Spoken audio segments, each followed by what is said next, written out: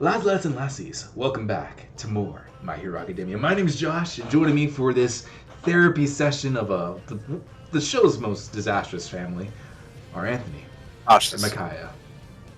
Hello there. So it was Josh's family. It was my family, of course, but at least Deku was there to help give me therapy. That's what the homies for. Always. We just got done with probably the two most well-written episodes of the series, definitely the season, but of the series too. Yeah. There was these were really high up there. There wasn't a lot of hype moments and oh my god, this is definitely a top 10. Oh my, punch this guy. But the writing and the nuance that they used for Endeavor and his family is so surprisingly real for the show. Yeah.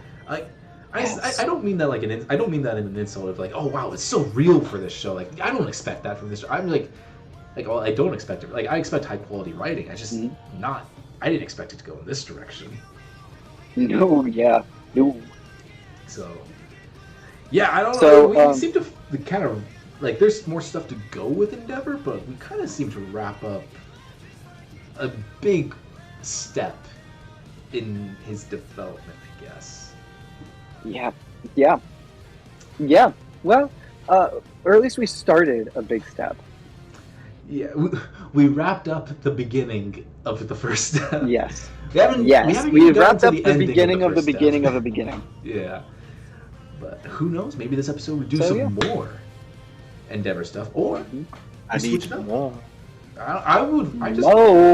Quite honestly, instead of Class A versus Class B, you could have given me 12 to 14 episodes of this. Damn. Yes. Yes. 100%. And this is why Endeavor's become one of the best characters on the show. In this entire show. Oh my god. Low-key better character than All Might. How'd he do? I mean, it's so. Why would you say something so controversial yet so? Why would you say something so brave yet so right? What's that meme? Yeah. Why would you say something so controversial yet so brave? See, you love All Might, but this is just so much deeper, so much better writing. Look, All Might's and still it's not that All Might was poorly written; it's that there's more writing. There's so much more. He's just not the hottest still. If you know what I'm saying. Our first year at UA seemed like it'd flown by. And suddenly, finally, there were just 3 months left. Wait, it's not the end of the first year? Happy New Year to you all! Yes, Happy New Year! Good lord! I thought he was going to say... Oh my god. Hey, what you got in here? Different. Gift from Deku? A gift for Deku, perhaps? For Deku or from Deku? Yeah.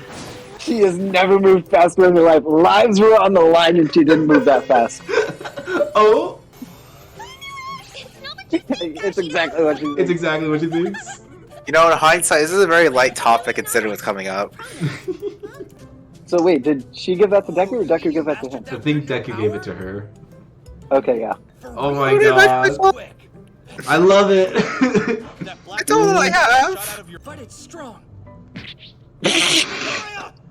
Kill him!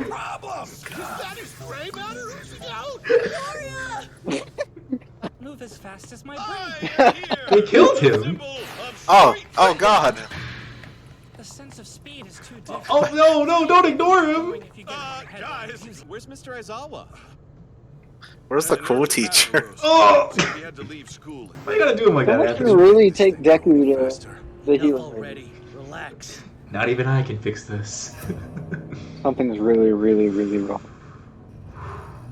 I bet Mr. Sukauchi and the others have just got it wrong. Oh. Did All For One break out? I know I'm not telling you anything new. Calm down, bro. Oh. We have to provide background and be thorough, Oh no. or else what you're about to hear might be too much Oh to no, bear. something is really wrong. We've identified the factor that served as the base. Turns out, it belonged to a kid you were quite familiar with in your UA days. We found out that this base quirk is a very close match to Oboro Shirakumo's. Oh. This just got really dark.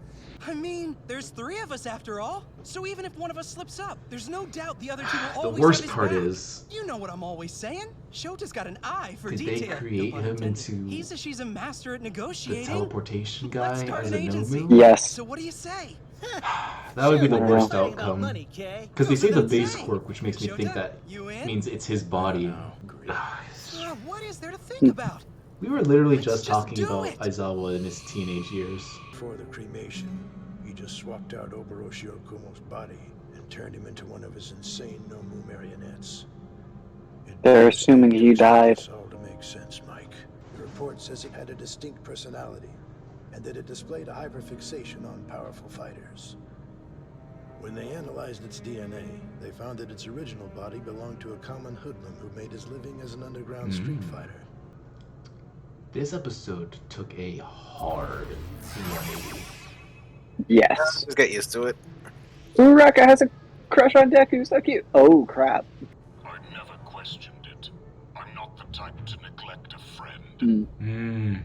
That struck a chord with his past. Mm-hmm. Who knows? Expulsion goes on our permanent record. How will we ever get jobs? The authority to expel and re-enroll them? Yes, sir. Sacrifice for others is different than throwing your life away. When these naive kids get the two mixed up, I can expel them, give them a little death so they'll learn. Do you know why I did it? I didn't want them to make the same fatal mistake you did. I didn't want them to become heroes who devalue their own lives in the name of empty justice. This makes him a really compelling character now. This completely I wanted to rewrites shape them into heroes how who he's like in motivate and season 1. inspire. Yes. For the better. All the greatest heroes. Yes. Even if what they say is true, and all that's left of my friend is sitting behind this glass, it doesn't matter. When you last saw me, when you attacked UA, did you really feel nothing at all? I don't. I have no idea what you're talking about. I don't know what you mean.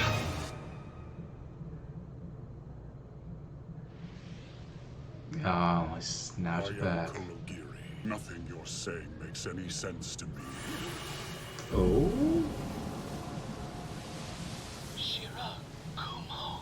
His brainwaves. Quiet. Yes, you can fight this. Come on, Shirakumo! I mean, there's 3 of us after all. So even if one of us slips up, there's no doubt the other 2 will always have his back. It was in the hospital. Hey!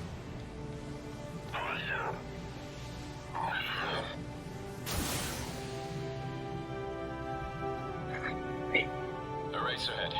Present, Mike. Are your eyes okay? They're a bit dry, but no big deal. Sorry we couldn't be of more use, or if it was a waste. No, far from it. Whatever hospital they took him to, He shut they down might be short-circuited or something. But anyway, how they get their take a big Nomus. step forward. And all I really want is to continue savoring all of the delicious memories. Who can say? Who cares? My sole concern here is ensuring there will be no further victims. I'll do whatever that requires. I'm just hoping to see some progress. I really love All For One as a villain. Right then. Hospital. The pieces have fallen into place. All that's left now is... A human with his ego still perfectly intact, who possesses unlimited power. The ultimate being whom All For One and I have sought all this time. My masterpiece. Excellent, Tomura Shigaraki. You're coming along nicely. Better than I ever imagined. Oh.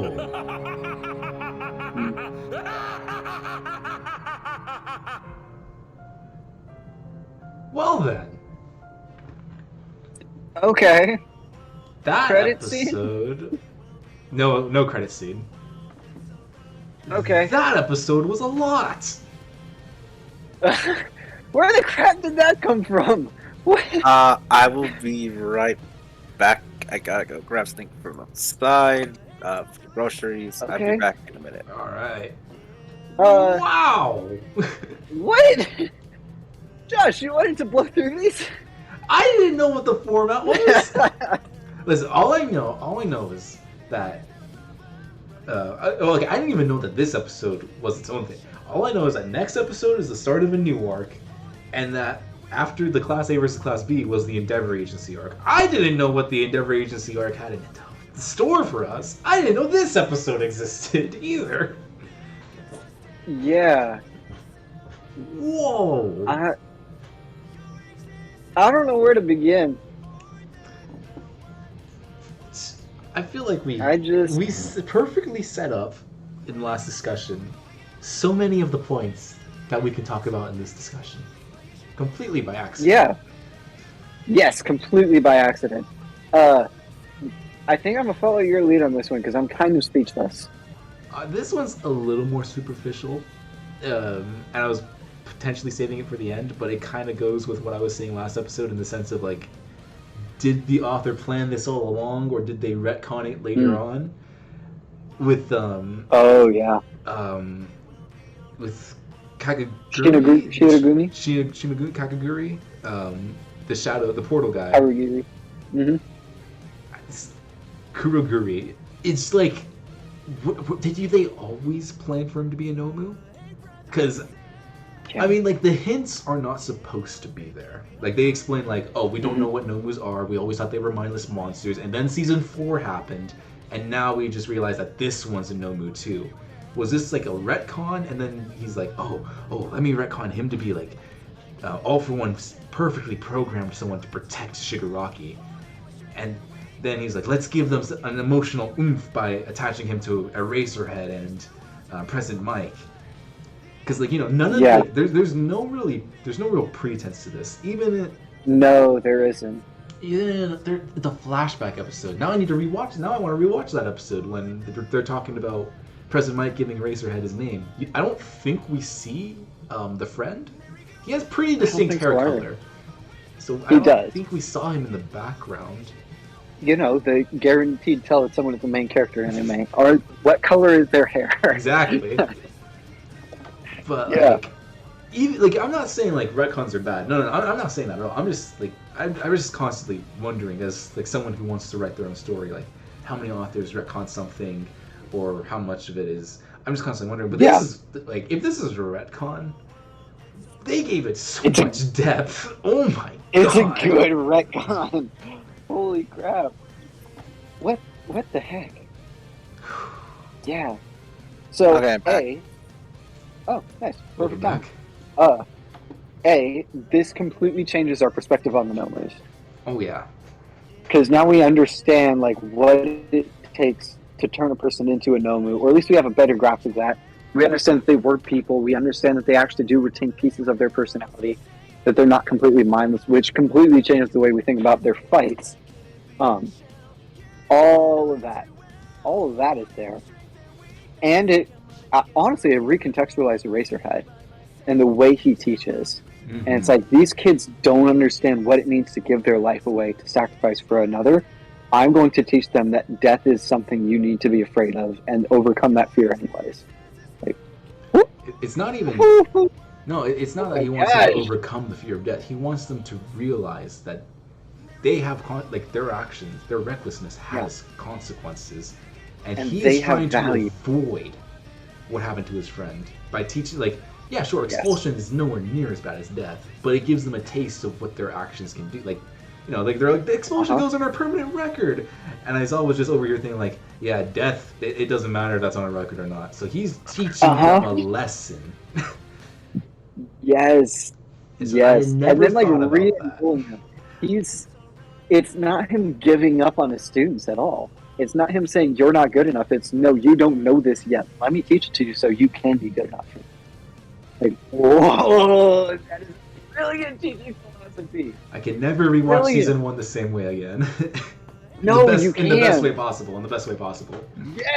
Yes, exactly. It's like, oh my gosh, it's A, brilliant teaching philosophy, like insanely good. But also B, it's really emotional. It's deeply tied to his character.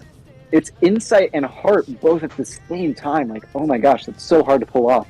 Either one of those is hard to pull off.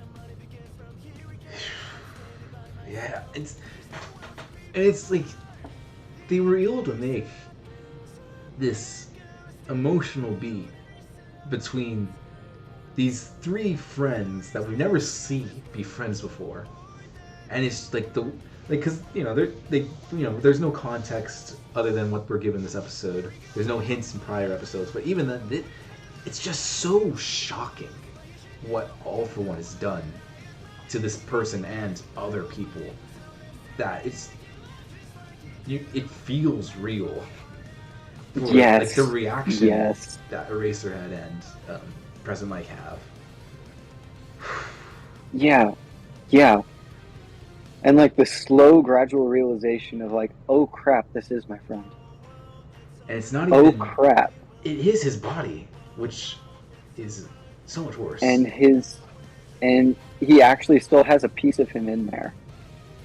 He's basically it's just not a brainwashed. void. He's not pure form. He has a body that has been brainwashed. Dang.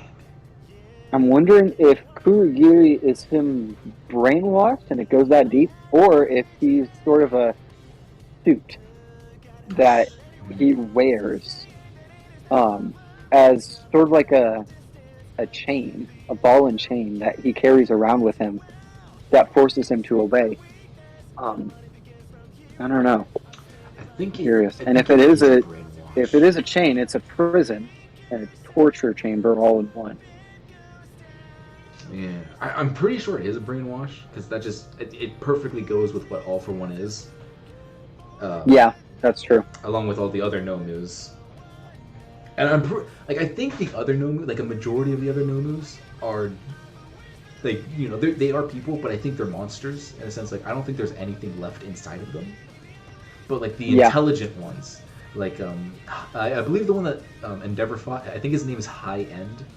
Like he was made to be intelligent so he could fight other heroes. Because the Nomu was made to fight All Might. You don't need anything for that. Literally just strength. Yeah. That's all that All For One is needed for that. He doesn't need a brain. He doesn't need strategy. All he needs is to be he just needs to bulldoze through. He needs to be a tank. He needs to be a tank. But High End was made to fight other heroes, or like many heroes. Like he didn't have a specific one in mind. Just whatever comes your way. Any of them. Anything, you need to strategize. So that one he needed intelligence. And Kakaguri, this one. Kurogiri. Kurogiri was made to protect. I was going to say Shigaraki. Shigaraki. And that obviously needs a lot more intelligence, especially Shigaraki from season 1. Yeah. Yes. Yeah, holy cow, exactly, yeah.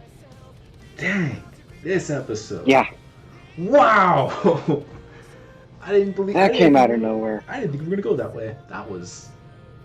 As soon as I saw President Mike freaked out, I knew, oh crap, wait, this isn't right. No, wait. As soon as we saw the Tartarus prison, I thought they were going to like All For One escaped or something like that. Like that's why it was so serious. That'd be a bigger deal. Deku would get private security. No, Deku doesn't need private security. All For One was never... Deku is private security, well, okay, the public wouldn't know, or not the public, but like the police wouldn't know why Deku would need private security. Yeah. Only and actually, it would know. Yes. Yeah. And like, it actually probably wouldn't be overt, like we wouldn't walk around. But there would be a few extra heroes patrolling around his house for no reason in particular. Protect the mom. Yeah. Yeah. But yeah. Dang, this was just such a shocking direction that... Yeah. We went from like deep emotional depth to the start of this episode, which had me thinking it was just a filler episode. Like, oh, Uraraka has a crush on Deku. Deku gets hit in the head, and then swoosh, just comes out of nowhere and hits you like a truck. That was a really good 180. I just wasn't expecting something like that at all. Yeah. Wow. I'm really interested now, Ooh. because especially since like there is a piece of their old friend in there. I'm really interested if Kurogiri ever escapes, how this will play in the future, like with Eraserhead and Present Mike. Yep. Because if they're in the field and they get him to freak out like this, that's gonna be really good. Like it'll be good for the heroes in the sense that the guy that is literally the getaway car is broken. Oh yeah. But I'm so much more interested in these characters now. Like I've always loved Eraserhead, and I like Present Mike, but like I'm so much more invested in the relation. I didn't even know this was a relationship that we were gonna do in the show. Yeah, right. It came out of nowhere, and it's like, oh, I really care about this now. It came out of Just nowhere, immediately. and I'm not mad about it. Yes. Yeah, exactly. There was no setup, and so like the emotional pain that we see doesn't on an analytical level, it's not as earned, and so yeah, it doesn't hit as hard yet, but it's setting up something that could be really big later on down the line. This is such a great twist. Yeah, this was brilliant. I honestly, like, usually I can analyze the heck out of anything. This was just pure emotion. Like, we analyzed what it did to Eraserhead and what this means for the Nomus, and that's kind of it. Everything else was just the way it was framed, the way it was shot, the escalation of tension, like Present Mike being stressed out about it. It was so like it's you make a character like you make a character like President Mike for them to have that freak out moment. Yes, exactly that. Yes, yeah, exactly. It's actually a fairly simple idea, right? Take a character that's a villain and say, hey, they're a brainwashed hero that's been tortured, that we thought was dead. Oh, that's actually kind of a trope. But this was just so well executed. Yeah. Like, insanely well executed. And the way they retconned Eraserhead, like, ooh, that's a brilliant idea. Yeah. That's really all I have to say. Just, wow. Call me Owen Wilson. Wow. The face cam is really where it's going to be at for this episode. Yeah, like this episode, that's there was there's a long moment, like 5 minutes of complete silence, and it's happened before with this show. That's when you know it's the tension. The best episodes, we either spend like 3 hours talking about them after, or it's pure silence. You said there wouldn't be any silence. That's true. 3 hours ago. Silence during the episode. You can watch the episode with us. We'll give you something that's content worthy. It's just sometimes the show's content overshadows ours.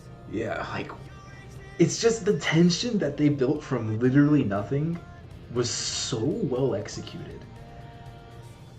Eraserhead's just his reaction, like because you don't see Eraserhead like this. Like Nomu broke his face and the man didn't cry, and this, it's like you don't see him like this, and it's effective.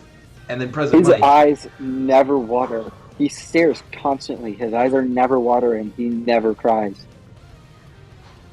Dang! Oh man. The tears were real, because that's the only option. He's too used to having his eyes open for long periods of time for it to be anything else. It's kind of weird. I remember learning at one point that there's actually no evolutionary or biological explanation for your tear ducts overreacting to emotion. There's no real connection between the physiological response of tears to the emotional response of your brain, your heart, whatever you want to say to it. I've also learned, apparently, that there are enzymes in emotional tears that are different than the enzymes and chemicals in pain tears or eyes watering tears. Interesting.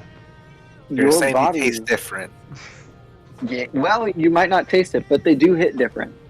So they taste different. These aren't as They taste salty as the tears you were crying yesterday. I tasted the hurt. I tasted the heart. I tasted the hurt. Yes. Yeah. Yes, exactly that. Yeah. That's such an It's interesting. fascinating, right? That's like such a weird fact. Yeah. Of all But things. then you think about the way tears work and the way we emotionally respond to tears, right? There is something deeply cathartic about crying that just expresses emotion in a way nothing else can. And there's something about emotional tears that's different. Like, for me, right, I'll give you guys a real clear example. If something hurts in just that specific way, yeah, pain can bring me to tears, right? Like, like there's some things where your body just responds to that kind of pain and tears for no reason. And it doesn't actually have to be that bad. It's that specific kind of pain. When I cry those tears, I can have a completely straight face, easily. When I cry emotional tears, I'm an ugly crier. Like, ugly crier. Every muscle in my face is like working all at the same time, and there's nothing I can do to stop. I know exactly what you're talking about. Yeah. Your body responds differently to emotional tears than it does anything else. And your body expresses emotion in crying differently than it does anything else. Like, if you want to confront the deepest pain in your life, you have to be willing to cry. And if you want to overcome that pain, the only way is to confront it. Sometimes the only way past pain is through tears. And then, yeah, it's like. And then we see Eraserhead here. He doesn't cry ever. He's trained himself not to, because if he cries in a fight, it's over. Like, he's actually, it'll affect the way he uses his powers. Mm-hmm. And we see him cry here. I feel like society has like kind of put a negative stigma on crying. Like, sometimes there's no shame. Sometimes you just need a good cry. No. That's all you need. That is the best medicine sometimes. Yeah, Josh would know. And sometimes it's reasonless, purposeless. Thanks, Fruits Basket. Thanks, Fruits Basket. Thanks for clarifying, Anthony. Don't worry, bro. I feel you. You know what it is our society sees pain as a problem and suffering as a problem. Okay, that's fair. It sees sadness as something that is to be avoided at all costs. If you are sad, I don't know how to respond to you. We don't know how to feel pain. We don't know how to feel sorrow. I'm just depressed. There's a difference. No, I'm saying how society. I'm saying, like, when society sees you, they're like, how do I approach this? What is this? What the fuck? Society approaches me. Society starts crying. Me, yeah, exactly. Sad thumbs up. So they reject you. Yeah, and it deeply hurts us. Okay, I'm gonna bring things to a place that is a little bit more serious and a little bit more emotional here for just a moment, because there's deep wisdom in it. I was talking this weekend with one of the guys at my church, and his wife got cancer actually at around the same time my mom did. His wife got breast cancer though, and it spread to the brain. Oh. And she has months to live. And we were talking about that a little bit. And he told a story about how he was driving with his family and there was a car accident. And this truck, it was like a Mexican family, he said, and they were just like all piled in there. Well, the truck hit the center divider and flipped over. And it was a nasty wreck. And he did what he could. He pulled over, helped them until the ambulance arrived. He pulled the bleeding kids out of the car. And that's an emotionally really hard thing to see, to be there for. And his wife looked at him when he got back in the car and said, "You good? You just pulled bleeding kids out of the car." And he said, "Yeah, I'm good." He genuinely felt fine. And it was because he had been dealing with so much other emotional pain in his life, he didn't feel pain at that. And he had been through so much, he didn't know how to express it either. And he realized in that moment, he needed the empathy. He couldn't grow callous. He needed to be sensitive. He needed to feel the pain and express it. Our culture teaches us that we shouldn't. That if you're feeling pain, it's a problem. And so the solution is either pretend to be happy, or don't feel the pain. Be a man, right? Grow up. There is no problem or there is no pain. One of the two. And if you are feeling pain, it's because you're weak. And we were talking, and it's like the emotionally healthy response and the biblical wisdom. This was in church, and he's one of the youth pastors, so of course it got to the Bible. But like the biblical wisdom is like, no, the world is broken. It's not supposed to be this way, and you're allowed to lament about that.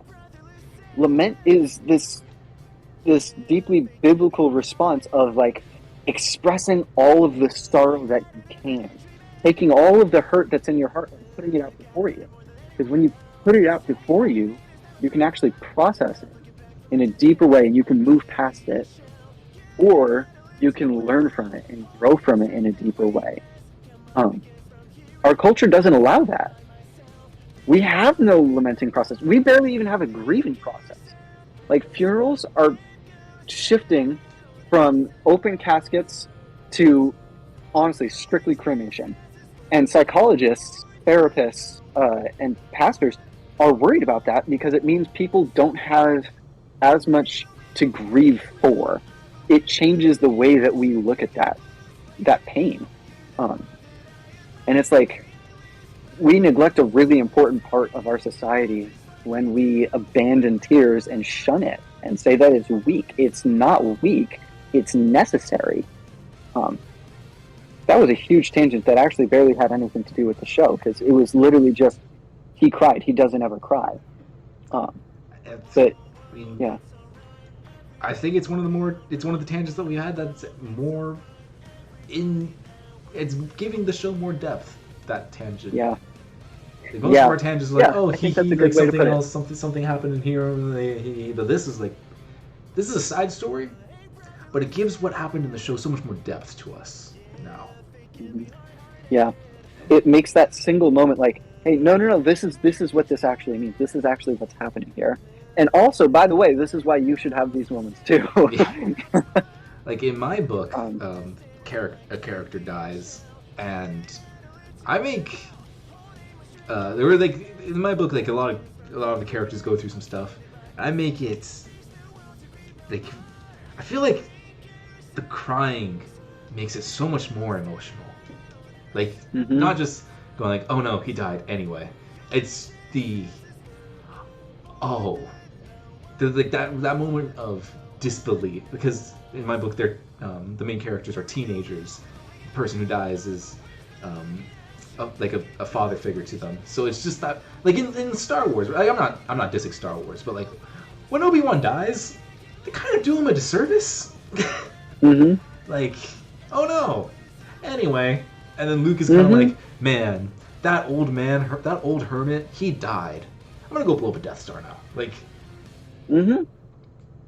as the audience, now we feel sad because that's Obi-Wan. That's the Obi-Wan Kenobi. You know, there's so much history. But back in the day, it's like, oh, just the old man that had a lightsaber. I guess he was cool. But it's the tears. quiet moments and the tears that just make the silence. The silence. Yeah. What do you think so in the book? Okay, I'll stop. So, interesting example for a couple different reasons. Mugen Train arc, Demon Slayer. Okay, that was too much. There wasn't. It's making you cry, right? Okay, yeah. Too much crying. But the thing is, like, nonsensical amounts of crying, because the crow was crying. I was like, wait, really? I think we're just different, because everyone I've talked to, they say that hits so hard. But the three of us, for some reason, I wasn't affected by it in the way that the show wanted me to be affected by it. I don't know. Like, I talked to my sister. She's like, she was a crying mess watching that movie. I talked to literally anyone in the Weeb group chat, and they will also say like, "Oh yeah, that got me teary-eyed," or like, "I was crying." I'm just like, the crow was crying. Yeah. I think I was the same way. So like that, it's still like, even though it doesn't work with us, I think that one still works because we're in the the big minority. Yeah. Like, Hmm. I have not talked to anyone else that has had our same opinions of the Mugen Train death, and I'm not. Fascinating. I'm trying not to say. I wonder the it's because name. we're so analytical. Like we trained ourselves to be so analytical. We were analyzing, and we were waiting for the character emotional buildup when all we got was the animated and fighting emotional buildup. I was waiting for the character that died to get a character. Yes, exactly. Yes. They didn't give a crap about that. They just wanted to be entertained. And so when it cried, when they were told to cry, they knew they should. When they were told to feel something, they knew they should. Wait, doesn't that We're kind told of to feel something, and we like, kinda- wait, but why should I feel this? wait? Doesn't that kind of wait? Because before you were saying like, as a culture, we're moving away from needing to cry. Yet also people are given cues to cry. They cry, and a majority, it seems to be the majority of people do that. Oh, I'm talking about in the story. So- I'm not talking like. I'm not Hey, saying like yeah. if you cried during Mugen Train, that's weak. I'm not saying that. I'm just saying like in the story. Well, that's oh, my issue. That's not what Anthony's saying at No, all. no, I get. So That's, I I would just want to say, clarify my end. yeah, totally. I would clarify two things about my end. One, Mugen Train is anime, and so the crying response in that is not American. But also B, Oh, I thought you meant like society though. we do need permission to cry sometimes. We really don't. Our society never really gives us permission to cry. If I see someone crying, I think something is wrong. I want to fix whatever made them cry. I don't think, oh, shoot. I want them to stop crying because the crying makes me uncomfortable. I don't want to stop the crying because I want them to be happy, right? But sometimes what we need is a good story to tell us, hey, you should be sad here. It's okay to cry. And then when you get permission, all of a sudden, all the emotions that you've wanted to express are like, okay, I'll just let it go, right? We don't have opportunities for that. Like, that's why the grieving process, when someone passes in your life, like in real life, is so important, because all that is permission to cry and permission to process and permission to grieve. And without that permission, we don't. If that makes any sense. If that actually explained it. I think so. I'm just gonna bring a movie that I don't think you guys would expect me to bring up. The Amazing Spider-Man 2. Wow, that was completely out of left field. Okay, I'm really curious now. It's the ugly cry. Like, that movie is not yes, good. Andrew's ugly cry. Like, that movie has good ideas, but as a whole, I don't think it's a good movie. I love parts of it. I don't like the plot of it, but oh my god, when they do the death of Gwen Stacy, and Andrew Garfield is an incredible actor. There's another movie. Let me look. I watched the trailer for it because everyone was like, TikTok, Tick Tick Boom. I don't think so. No. There's a movie. That's the only other movie I was watching Cinema Therapy. Nice. Sponsor us already. We mentioned you twice. And they were talking about Andrew Garfield's, or Spider-Man, and the journey he went through.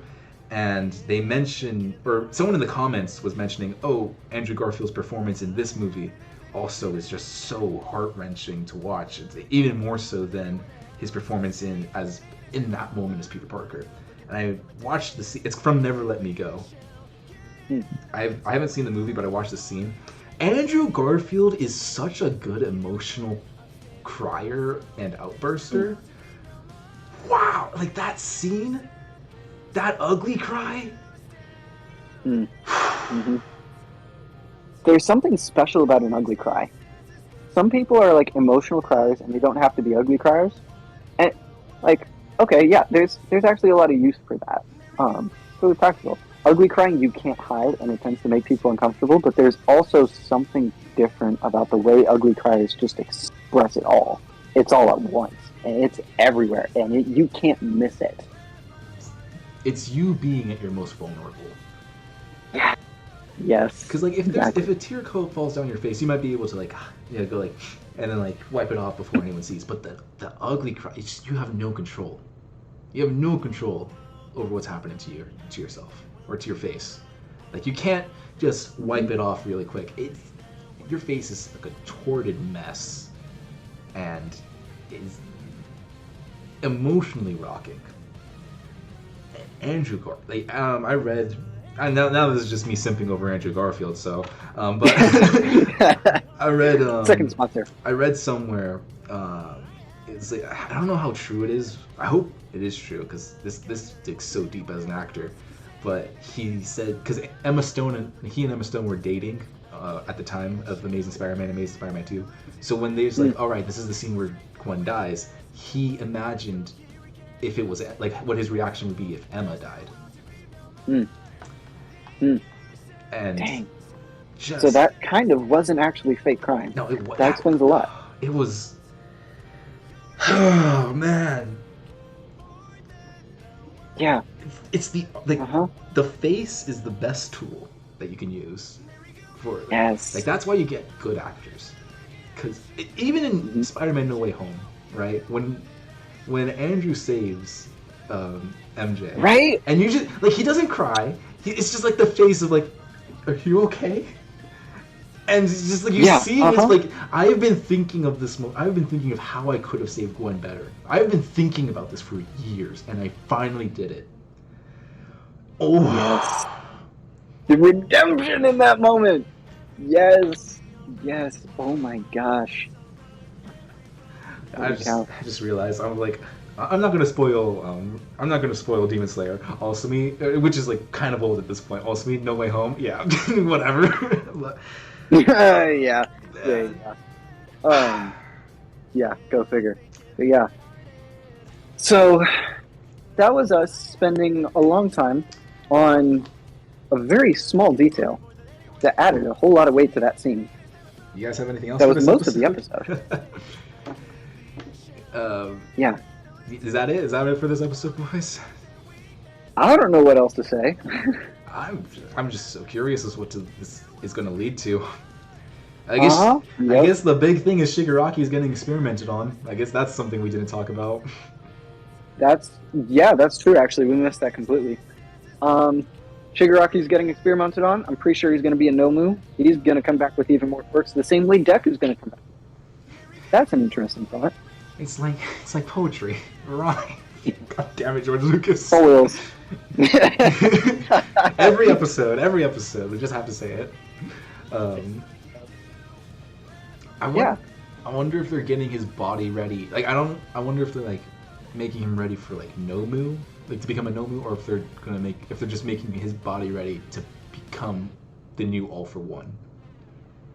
Because I would believe that they're villains. I would believe that they would put a hole in one of their people to stick a gigantic tube in. But what if he got injured like recently? And like I don't know. I mean, we'll just have to wait and see. But this episode was something I just didn't expect. Once again, this whole arc. Not expected. Yeah. So, lads, the TLDR of this episode was crying is good and go to therapy. Yes. Yeah, so if you enjoyed this episode, lads, be sure to hit that subscribe button, hit the like button, hit the notification bell, and yeah, we will be back next week for the rest of My Hero Academia.